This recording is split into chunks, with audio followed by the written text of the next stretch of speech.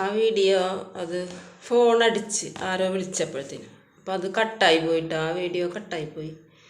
അതിന് ബാക്കിയുണ്ട് ഞാൻ പറയാൻ പോണത്.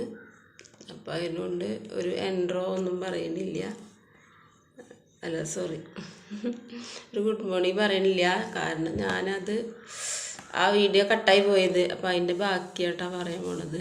ഇനിയിപ്പോൾ അത് എഡിറ്റ് ചെയ്ത് ചേർക്കാനൊന്നും എനിക്ക് അറിഞ്ഞൂടാ. അതുകൊണ്ടാണ് ഞാൻ ഇപ്പോൾ 2 വീഡിയോ ആയിട്ട് ഇടുന്നത് കേട്ടോ.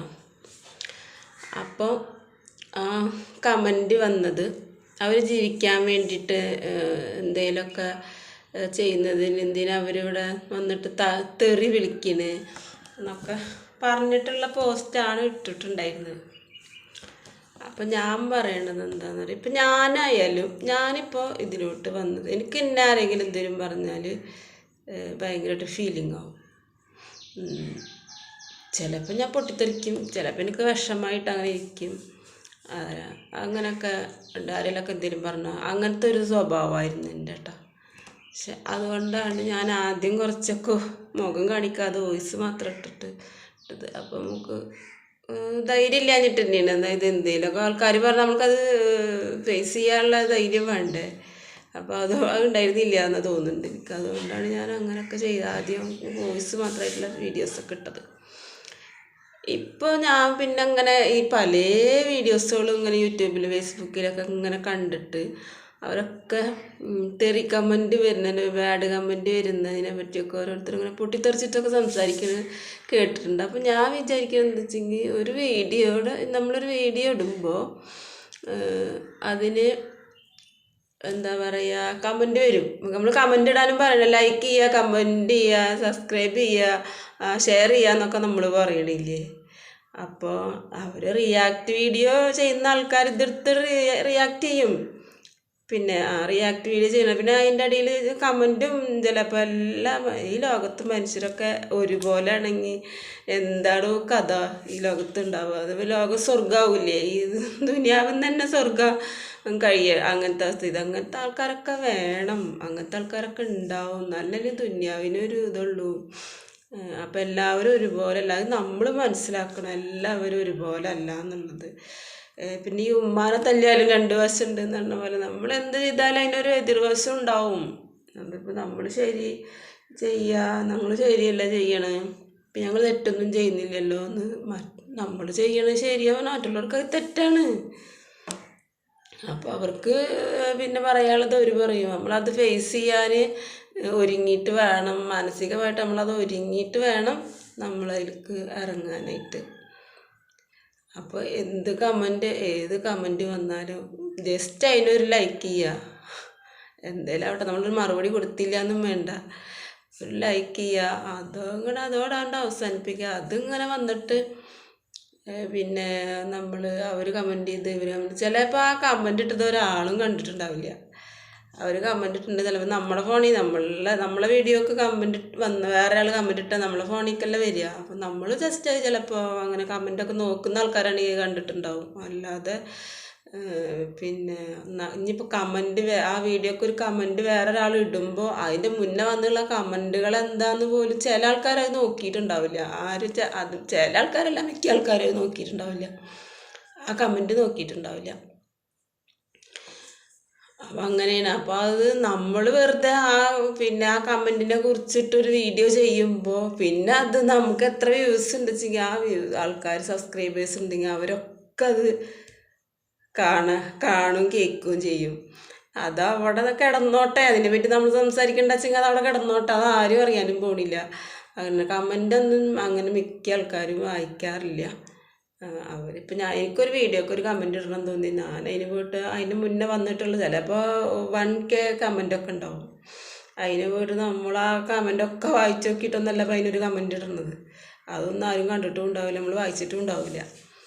അപ്പം അതേപോലെ ഞാൻ എന്നിട്ട് ഒരു കമൻറ്റ് എൻ്റെ ഫോണിലേക്ക് വന്ന് ഞാനത് ക്ലിക്ക് ചെയ്ത് നോക്കി അതിൻ്റെ ഉള്ളിൽ എന്താ എഴുതിക്കണമെന്നുണ്ട് അത് സ്ക്രീൻഷോട്ട് എടുത്ത് അല്ലെങ്കിൽ അതിനെ പൊട്ടി തെറിച്ചിട്ട് വീഡിയോ ചെയ്ത് അത് ലോകത്തുള്ള ആൾക്കാരെ പിന്നെ അറിയിക്കാൻ പോണതിനാണ്. അതേപോലെ സ്ക്രീൻഷോട്ട് എടുത്ത് അത് FBയിലും യൂട്യൂബിലൊക്കെ ഇങ്ങനെ കാണിക്കുമ്പോൾ അത് ആൾക്കാർ ശ്രദ്ധിക്കുകയല്ലേ, ആൾക്കാർ അങ്ങനെയല്ലേ അത് കാണുന്നത്. നമ്മൾ മൈൻഡ് ചെയ്യണ്ടെന്ന് വെച്ചാൽ അത് ആരും അറിയാൻ പോണില്ല. അവരോട് പറഞ്ഞിട്ട് പോട്ടെ എന്നേ. നമ്മളെന്താ പറയണത്, നമ്മളെ വീഡിയോ ഒക്കെ കമൻറ്റ് ചെയ്യ്, ഷെയർ ചെയ്യ്, ലൈക്ക് അടിക്കുക എന്നൊക്കെ അല്ലേ പറയുമ്പോൾ പിന്നെ അത് ഇത് ചെയ്യുന്ന അവർ, അത് നമ്മൾ പറഞ്ഞിട്ടല്ല അവർ ചെയ്യണത്. അപ്പം അതൊന്നൊക്കെ നമ്മൾ നേരിടാൻ തയ്യാറായിട്ട് വേണം വീഡിയോ ഇടാനായിട്ട്. അപ്പം ഞാൻ നേരത്തെ എൻ്റെ തട്ടം കണ്ടാൽ അറിയണ്ട, ആ വീഡിയോയുടെ ബാക്കിയാണ്. അതിൻ്റെ ഫോൺ അടിച്ചപ്പോൾ അത് കട്ടായി പോയി. പിന്നെ ഞാൻ അതൊന്ന് കൂട്ടിച്ചേർത്ത് ഇടാനൊന്നും എനിക്കറിയില്ല കേട്ടോ. അതുകൊണ്ടാണ് ഞാൻ വേറെ വേറെ ആയിട്ട് ഇടുന്നത്.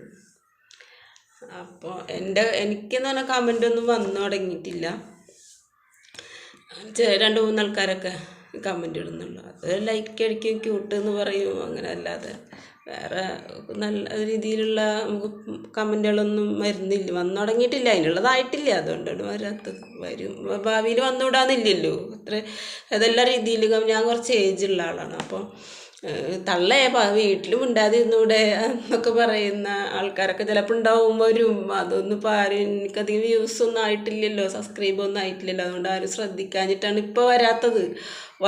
വരാതിരിക്കില്ല എന്തായാലും. അപ്പോൾ അതൊക്കെ നമ്മൾ മാനസികമായിട്ട് തയ്യാറാണ്. അതിനൊക്കെ അക്സെപ്റ്റ് ചെയ്യാൻ നമ്മൾ തയ്യാറായിട്ട് വേണം വീഡിയോ ഒക്കെ.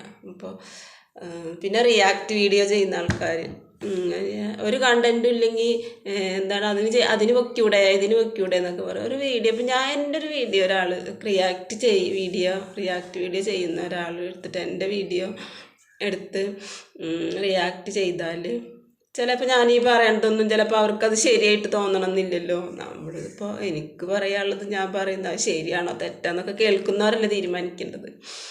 അപ്പോൾ എൻ്റെ ഒരു വീഡിയോ എടുത്തിട്ട് ഒരാൾ റിയാക്ട് ചെയ്യാമെന്ന് വിചാരിച്ചോ, എൻ്റെ ഫേസ് മുഖമൊക്കെ കാണിച്ചിട്ട് ഞാൻ പറയണത് എന്ന് ഏതെങ്കിലും ഒരു ഭാഗം എടുത്തിട്ട് അത് എഡിറ്റ് ചെയ്തിട്ട് അവർ റിയാക്ട് ചെയ്യാമെന്ന് വിചാരിച്ചോ, എനിക്കത് നല്ലതല്ലേ? നമ്മളെന്തിനാ പൊട്ടിത്തെറിക്കുന്നത്?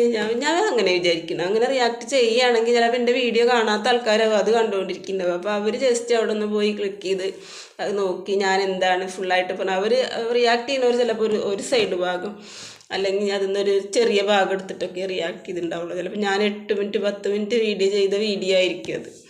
അപ്പോൾ അവരവിടെ നിന്ന് ഇത് റിയാക്ട് ചെയ്യുന്ന കണ്ടപ്പോൾ അവരിന്ന് ജസ്റ്റ് ഇതെന്താണ് ഫുള്ളും പറഞ്ഞേക്കണമെന്ന് നോക്കാൻ വേണ്ടിയിട്ടാണ് നമ്മുടെ വീഡിയോ പോയി കാണും. 2 കണ്ടാലും നമുക്കത് കാര്യമില്ലേ?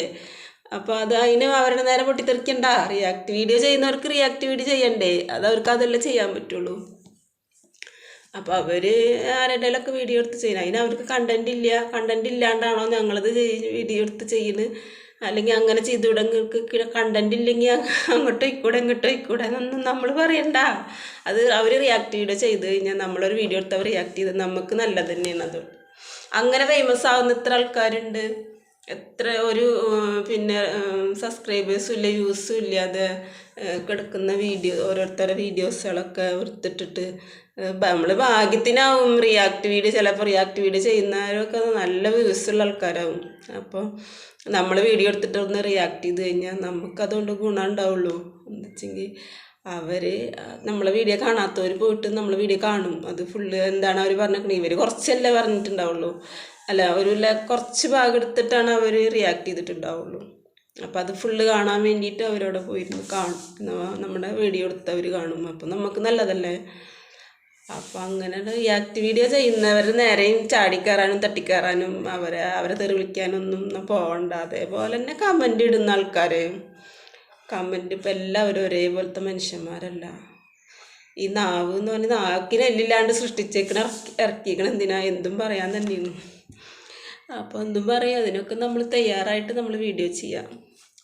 നമുക്ക് ശരിയെന്ന് ശരി നമ്മളെ പോലീസുകാർ പൊക്കാൻ വരരുത്.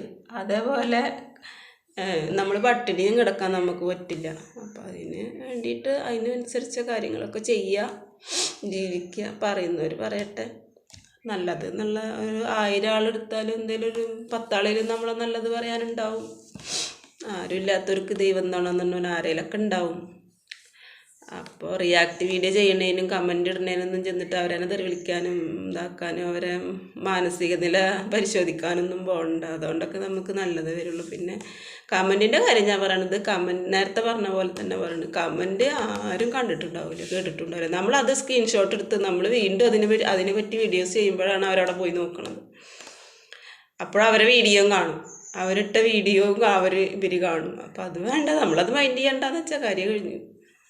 അപ്പോൾ ഓക്കെ, ഒരിക്കൽ കൂടി ഗുഡ് മോർണിംഗ്.